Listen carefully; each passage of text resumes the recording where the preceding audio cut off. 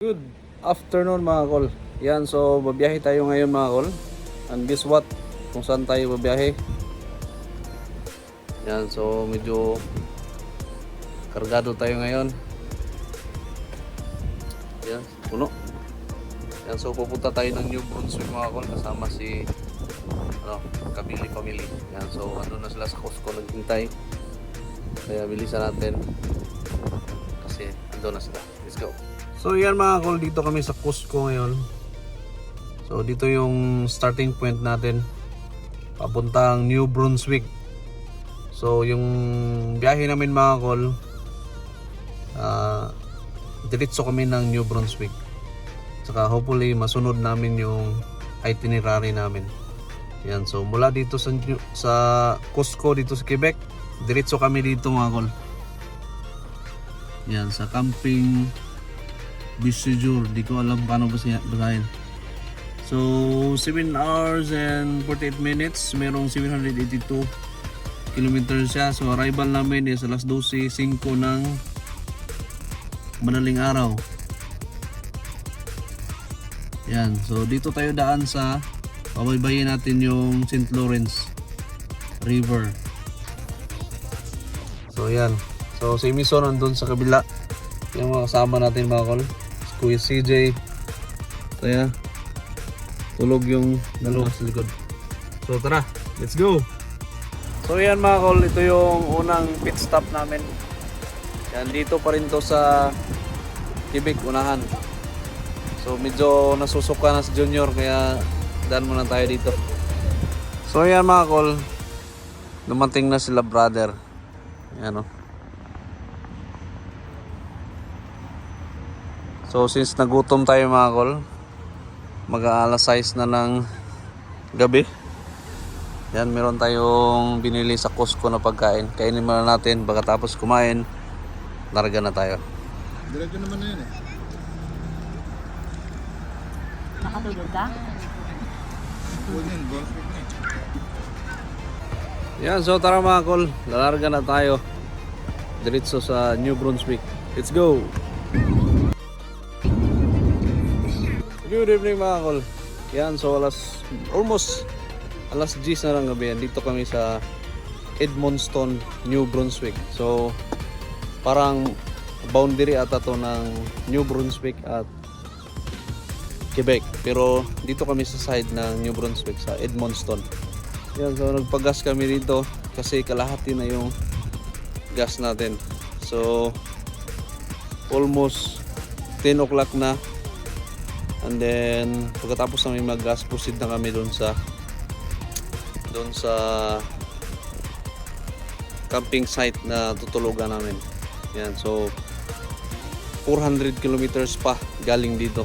So makakarating kami doon siguro mga alas 2 ng madaling araw. Yan, so pahinga ng konti, pag-gas, tapos larga na.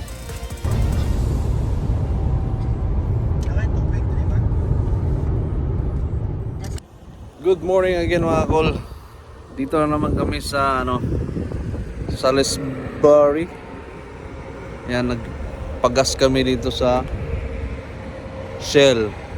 Kasi doon sa pit stop na namin, hinintuan close. So dito may malaking dito, pit stop. So ang tawag pala dito sa pit stop nila is big stop. So pag biyahe kayo, makikita kayo ng big stop. Mga ganito yan. Tapos meron din sa harap doon sa kabilang kalsada. Yan, so tapos na kami mag-gas. Nag-gas ulit ako ng 50. Tapos CR at lalarga na naman. So meron pa kaming natitirang mga 60 kilometers. 30 minutes na lang ata. Ayan, so larga na kami and diretso na kami ng camping site. Ano na pala ngayon? Almost 3 o'clock na, 2:45. Ayan, so biyahe mo na kami.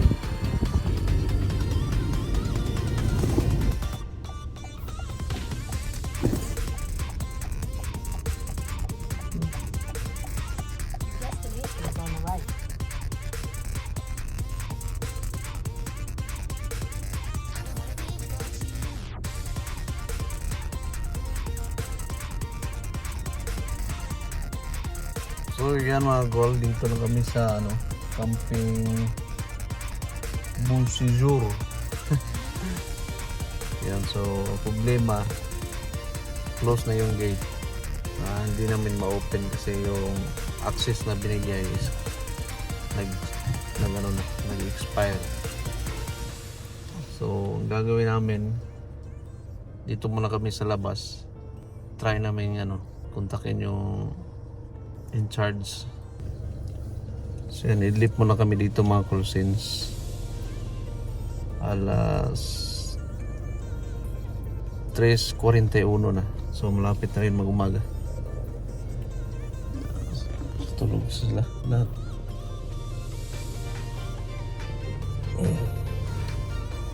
So update lang tayo mamaya. Good morning mga kon. Yan, so update tayo. Dito pa kami sa park. Yan, so dumating kami dito alas 3 ng madaling araw.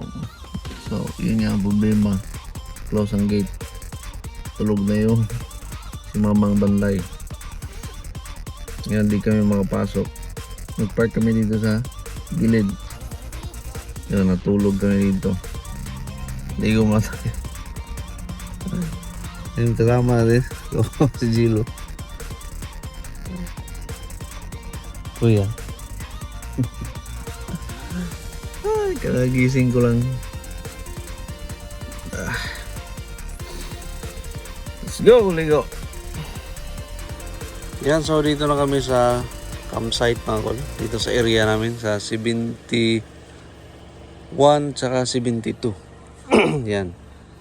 Diyan sana kami magtatayo ng tent. Kaso nga lang, naabutan kami ng umaga. Alas 9 na. Mahigit. So, alas 11 yung check out. So tara mga kol, check out. Check out na tayo. Kaka-check in lang. Check out agad. Di pa naka-install ng tent. Check out agad. Yan, so pupunta kami dun sa Pinoy store mga kol. Meron lang Pinoy restaurant 3 minutes from here. So kakain muna tayo kasi alas 11 na ng tanghali. Tapos planuhin natin kung ano yung susunod na hakbang. Kaso yung weather ngayon mga kol is pangit. Mostly cloudy. Yan, so bahala na. Basta kakain kami. Yan, let's go. Yan, so dito kami sa kainan mga kol, a place to eat. A place to eat. Yan, so Filipino restaurant na, oo nga. Filipino restaurant, yan. Kainan. So, tara, pasok tayo.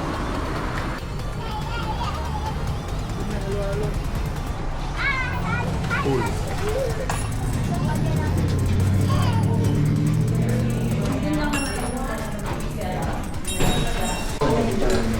Hintayin muna natin na mag-stop dito. Kaya naman ako dito Yung vlog na yun. kainan. Yan ah. Order kami ng seat A. Good for Nagmagulo na tayo. 5 person. Yan, boss. Boss lahat ng pagkain. Yan, so mga kol, tapos na kaming kumain. Nag-take out kami ng halo-halo. Tsaka yung may sobra kaming pagkain na hindi naubos. Yan. So try nyo umorder ng seat A mga kol na may bulalo. Grabe, ang sarap. Yan, so lahat ng pagkain nila masarap. Kung mag-bakasyon kayo dito sa New Brunswick, dito sa Sijak, huwag nyo kalimutan daanan yung kainan.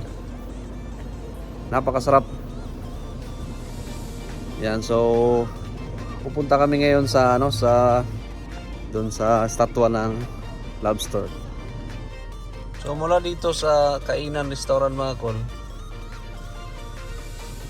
malapit lang doon sa sa Giant Lobster. Tawid lang ng supply.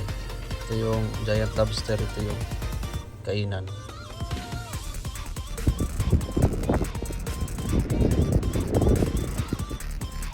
So ayan mga kol, dito na kami sa lobster statue. Statwa. Ayan o. Ayan, so statwa ng lobster dito sa Sijak, New Brunswick. Ayan, napakalaking lobster nito mga kol. Hi! Ayan, so meron ding ano dito mga kol, arkilahan ng paddleboard. Meron ako nakita dyan. Tapos merong mga ano, souvenir shop. Meron dyan. Tara, lapitan natin. Dami palang nagpapapicture dito. Sikat na sikat pala to si Giant Lobster. Pipila ka pag ano, magpapapicture, tapos kailangan mong medyo dalian kasi nakakahiya sa susunod na magpa-picture. So yan yung lobster giant dito sa Sijak, New Brunswick. Yan, dito kami sa likod na lang magpa-picture kasi walang tao. Dito tayo sa likod, walang tao. Walang disturbo. Smile! Yan, so meron ding mga butik dito mga kol.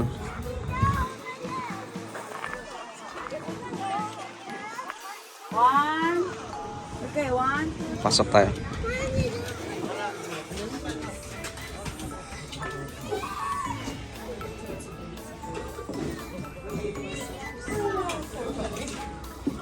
Ano yan? Ano yan? Yan, so meron din silang ano to? Lobster salad. Huwag ko ano yan.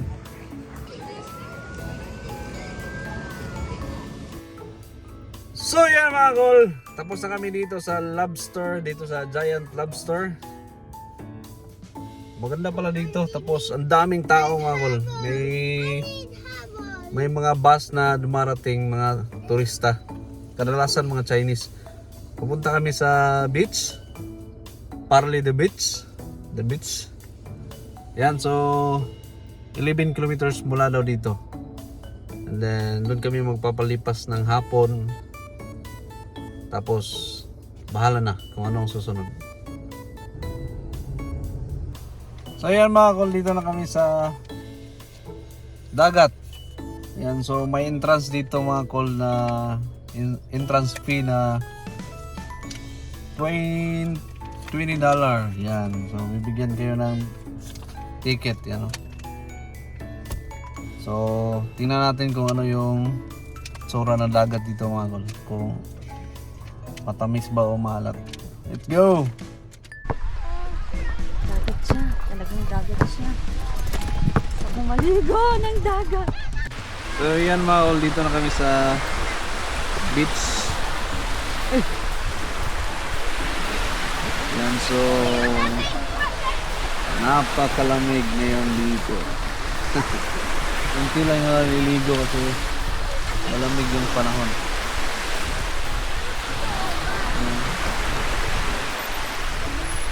Yan si Gilo.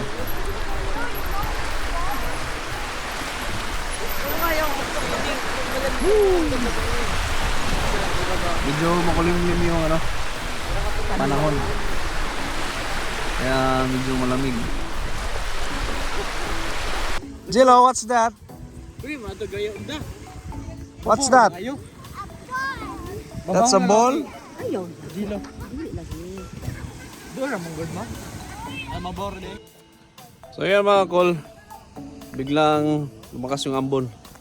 Kaya balik kami sa sasakyan mga kol. Punta na lang kami sa ano, camping site.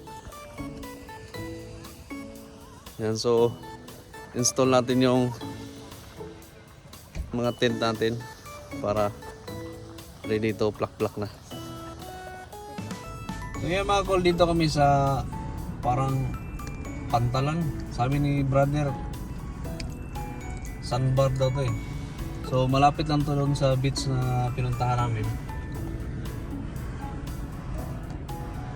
So tingnan natin kung ano nandito.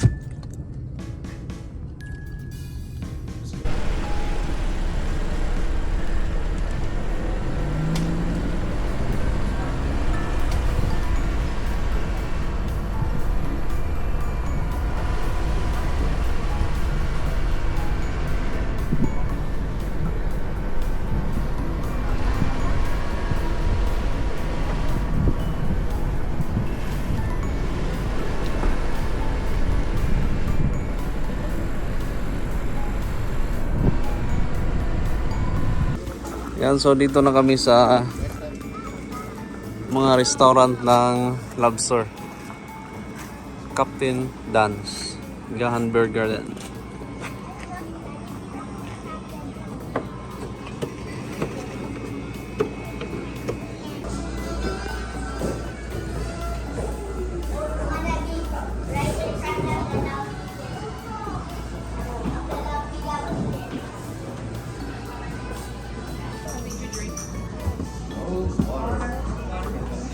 Cold water.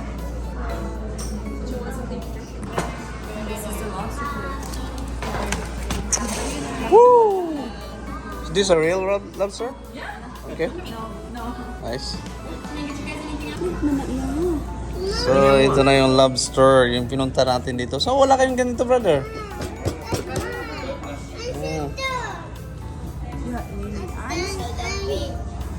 Looks like the lobster staring at my soul. Eyes, where's eyes? Kainan na. May palang lobster na? Ano pala yung lobster? Akala ko busog ka.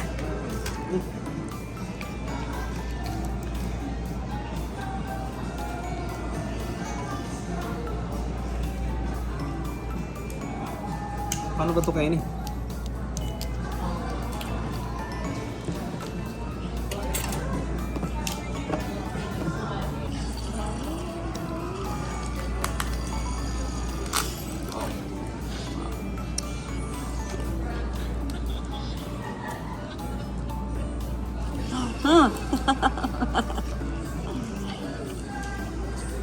Lobster, brother. Tastes like lobster.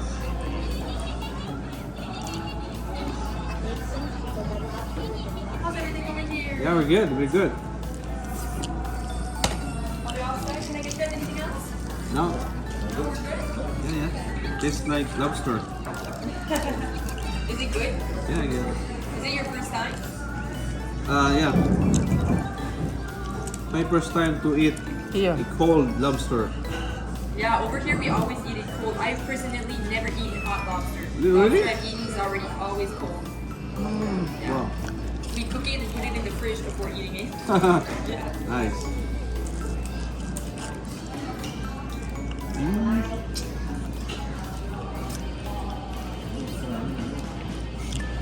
Ano nun?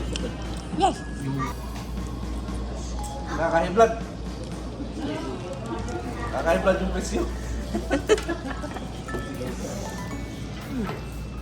Masarap, masarap. So yun nabayaran natin mga kon. Lobster plate 37, 38. Seafood chowder 17. So umabot siya ng 63. Tapos 15% na tip. So umabot siya ng 70 mahigit. Yan mga kol, tapos na kaming kumain ng lobster dito sa Pantalan. Yan, so nakakasakit ng batok yung presyo ng lobster. Ang batok. So punta na kami ng campsite kasi alas 5 na ng hapon. Yan, so mag-prepare pa kami ng mga tent. Tapos ewan ko kung ano yung activities na susunod. So for now, we're gonna go to camping site. Let's go. Yan, so dito na kami sa campsite na Kol. Yan, may mga naka-camp din. So dito kami nakapwesto sa walang kuryente at saka walang tubig. So yung bayad is 36 plus tax. Kasi pag doon sa may may kuryente sa tubig is 50 plus tax. Kaso nga lang wala nang bakante. So nakabook na lahat kasi may nga dito sa Sigjak Festival isang linggo. Kaya yung mga tao na mga dayo is dito nagkakamping. So okay din naman kasi maliwalas yung lugar.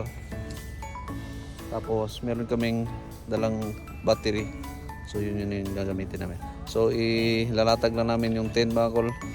Saka lahat-lahat para makapag-relax na.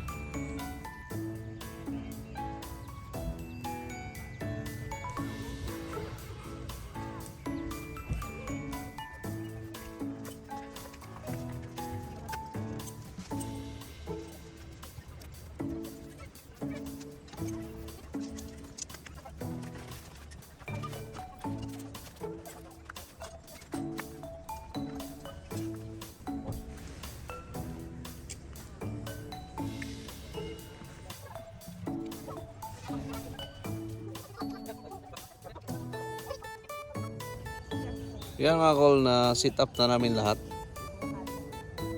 Yan.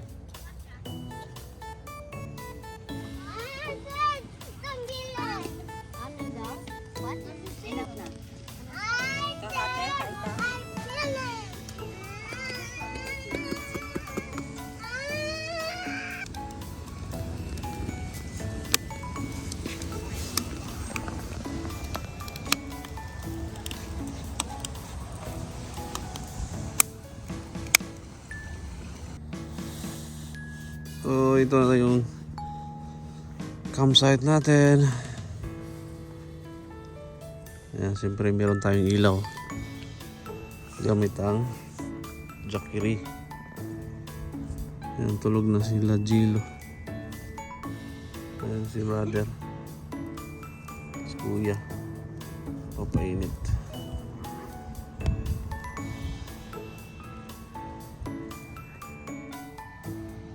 So ayan mga kol, dito na kami sa loob ng tent. Ready na kami para matulog. Alas 11 na ng gabi. Ayan, so dito sa New Brunswick, advance pala sila dito ng 1 oras kumpara doon sa Quebec. So dahil alas 11 na dito, alas 10 sa Quebec. Ayan, kasi iba na yung time zone dito. Ayan, so maaga tayong gigising bukas.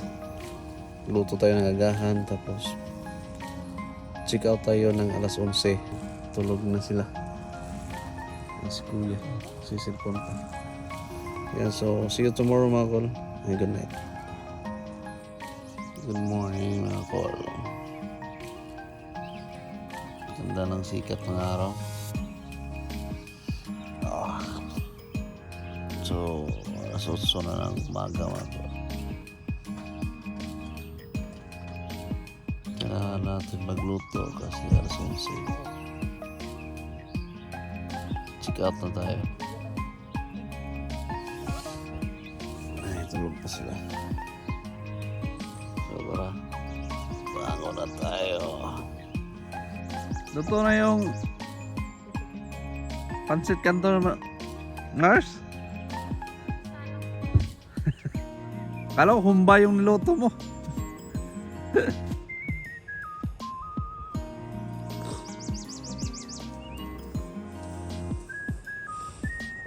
Good morning, New Brunswick. Woohoo! Ganda ng panahon. Init ng araw. Good morning.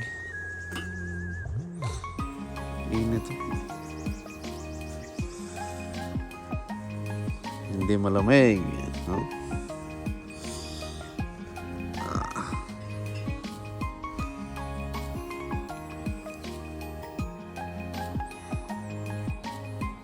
Good morning, good morning, good morning.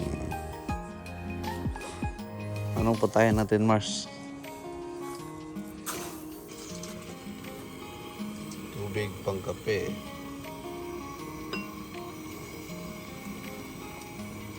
rice is like itlog, hotdog, crispy chicken.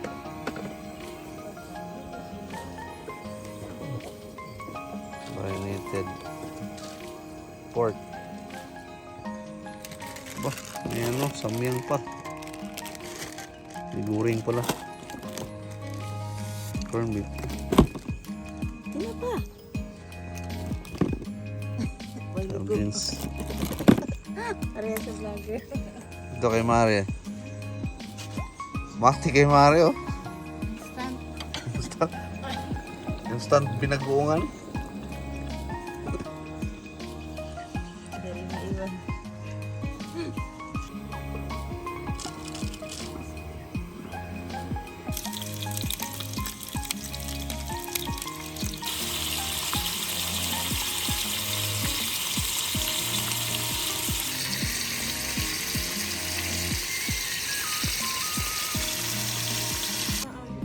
Let's eat mga kol.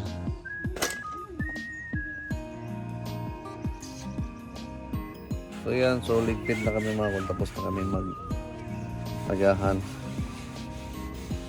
Ligpit kami kasi alas 11 yung check out.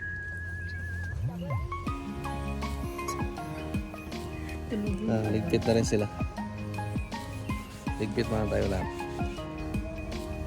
This is the worst time of being a camper.